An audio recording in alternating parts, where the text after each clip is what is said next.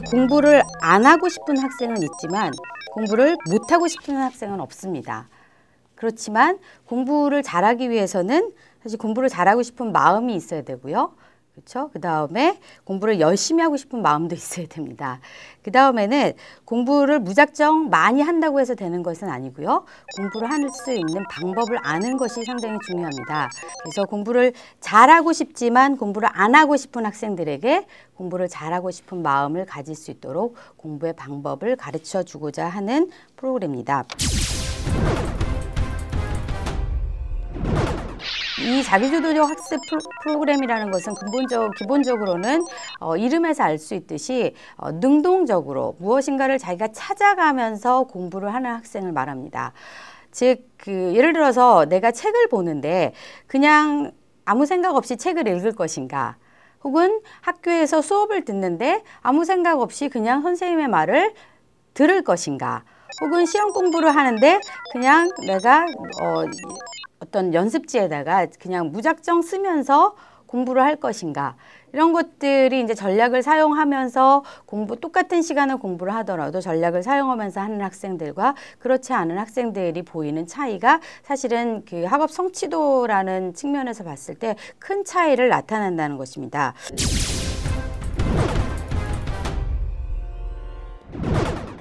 교과서의 내용들을 대부분의 선생님들은 그 전달 위주로 하게 되죠.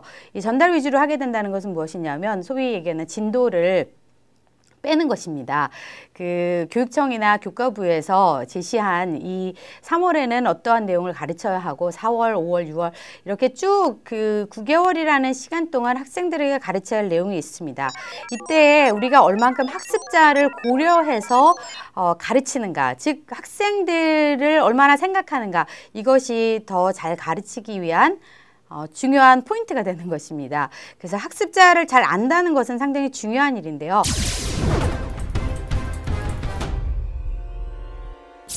자기주도적 학습 전략 설문지라는 것을 첨부하였습니다. 그래서 이 설문지를 학생들에게 이제부터 선생님들께서는 선생님들 반에 있는 모든 학생들에게 설문을 실시하여도 좋고요.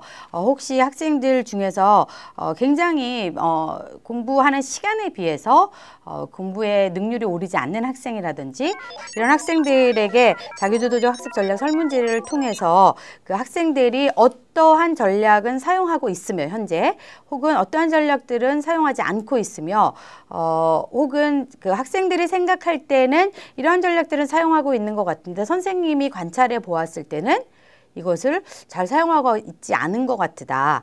그래서 그 학습 전략의 설문지들을 통해서 학생들의 특성을 파악할 수 있게 됩니다.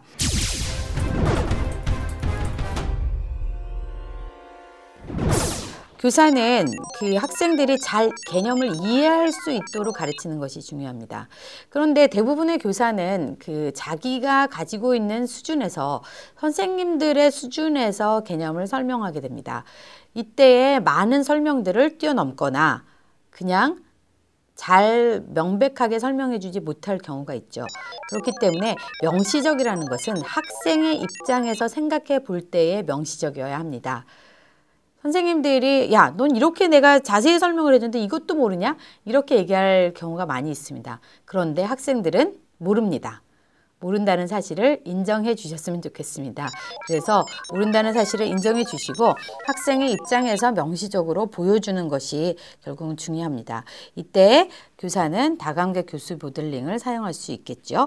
체계적이고 명시적인 교수법에는 6단계를 따르게 되어 있습니다.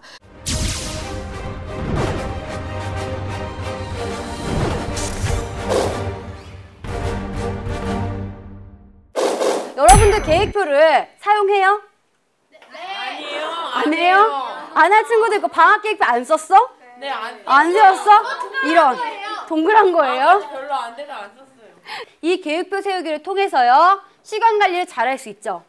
내가 효과적으로 시간 관리를 첫 번째로는 잘을 할 수가 있고요.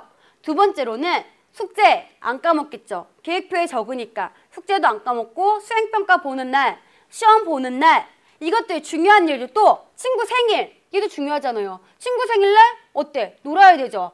그럼 노는 날도 미리 계획을 하는 거예요. 뭐 하고 놀지. 엄마 생일, 겨울방학 여행 이런 것들 중요한 일을 까먹지 않아요. 계획표를 사용함으로써. 그리고 세 번째는 우리 가장 궁극적인 목표 하루하루 한순간순간을 알차게 보낼 수가 있어요. 자, 그래서 계획표는 세 가지로 나눠져요. 장기계획표, 단기계획표, 일일계획표로 나눠지는 거거든요. 그래서 전략지를 여러분들이 다 선생님이 나눠줬죠. 보면은 1단계는 뭐예요? 같이 읽어보자. 1단계는 작성하기. 2단계는 주중계획표 작성하기. 3단계는 일일 목록표 작성하기. 이렇게 3단계예요. 선생님도 방학이잖아요. 선생님도 방학이라서 선생님 방학계획표를 한번 세워봤어요. 어떻게 제대로 세웠는지 여러분들이 한번 보세요. 자, 선생님의 겨울방학 목표. 선생님의 겨울방학 목표는 뭐냐면 영어, 토플 다 하는 거고 토플 공부 열심히 하는 거고 그 다음 여러분들이랑 자기주도 수업 잘하는 거고 세 번째는 너무 선생님이 학기 중에 좀 즐겁지 않게 보낸 것 같아요. 영화도 안 보고. 그래서 즐겁게 생활하기. 이게 선생님의 목표였어요. 계획표를 세우기 전에 얘들아 제일 먼저 해야 될 거는 목표를 설정을 해줘야 돼요. 이거 선생님이 하나씩 나눠줄게요. 얘들아 일일 목록표를 작성하는 데는 여러분들이 하나 선생님이 활동지로 나눠준 A4 용지의 방법도 있지만 이것 못 받았어.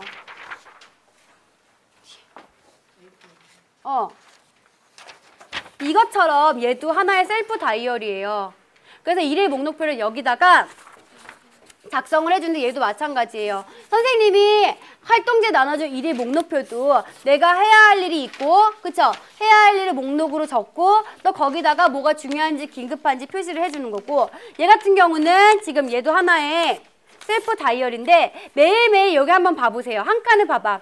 학습 목표를 적고 시간을 적고 계획을 세우는 거죠. 계획을 세우고 공부한 내용, 그치? 학습 계획, 공부한 내용 그리고 도움을 받은 내용, 마지막에 반성까지 써 있어요. 그럼 이걸 통해서 보면 뭐야? 나의 하루를 정리할 수가 있겠죠. 그래서 이런 식으로 여러분들이 일정표, 주중계획표, 일일계획표를 세워서 실천해 주는 거예요. 이 맨 밑에 자기평가 별표는 뭘까? 내가 잘했는지 안 했는지 얼마나 잘했는지 총체적으로 평가까지 해주는 거죠.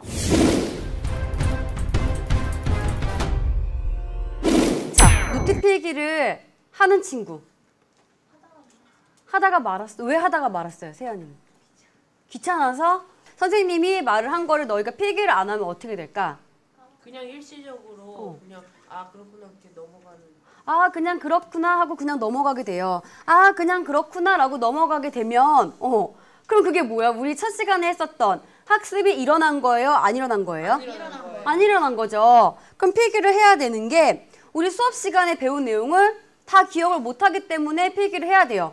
앞에 지금 여기 곡선 다 보이죠? 네. 이게 무슨 곡선이냐면 너희 에빙하우스의 망각 곡선이라고 들어봤어요? 에빙하우스의 망각 곡선이라고 해가지고 우리가 인간이 보통 1시간밖에 기억을 못한다는 거예요.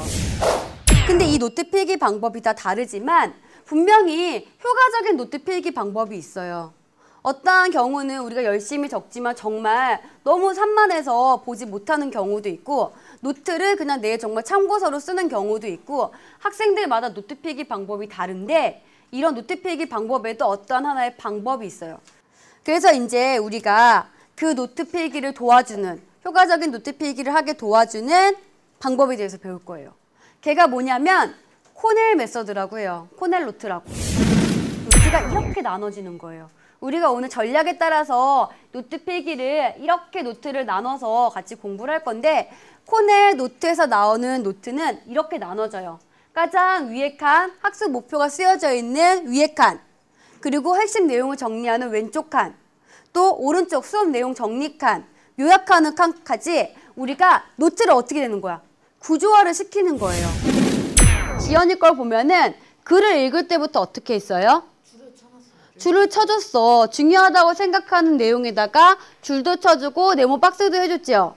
그러면서 색깔로 다르게 표시를 해줬어요. 표시를 하고 나서 한번 노트를 볼까? 노트를 보니까 어때요? 지금 보면은 여기 지금 다 친구들 다 안 보이겠는데 이따 돌려서 선생님 보여줄게. 지금 지역사회 문제 해놓고 그 노트 내용을 1번, 2번, 3번, 4번 그리고 문제와 해결 방안에서 1번, 2번, 3번, 4번 이렇게 번호를 매겨준 거예요. 번호를 매겨주고 나서 지금 지연이가 생각하기에 더 중요한 거는 파란색. 그 다음 여기 지금 그리고 연두색. 아, 뜻을 가지고 파란색으로 해줬구나. 그치, 공청회에 대한 뜻. 어려운 단어라고 생각해서 거기에 대한 뜻에 해당하는 거는 파란색. 그리고 핵심되는 내용은 이제 연두색으로 표시를 해줬어. 그렇게 해줘서 숫자를 이렇게 표시를 해주고 나서 요약으로 해줬어요. 이거는 지연이가 여기다가 지금 다르게 또 노트 필기하는 방법이 되는 거죠.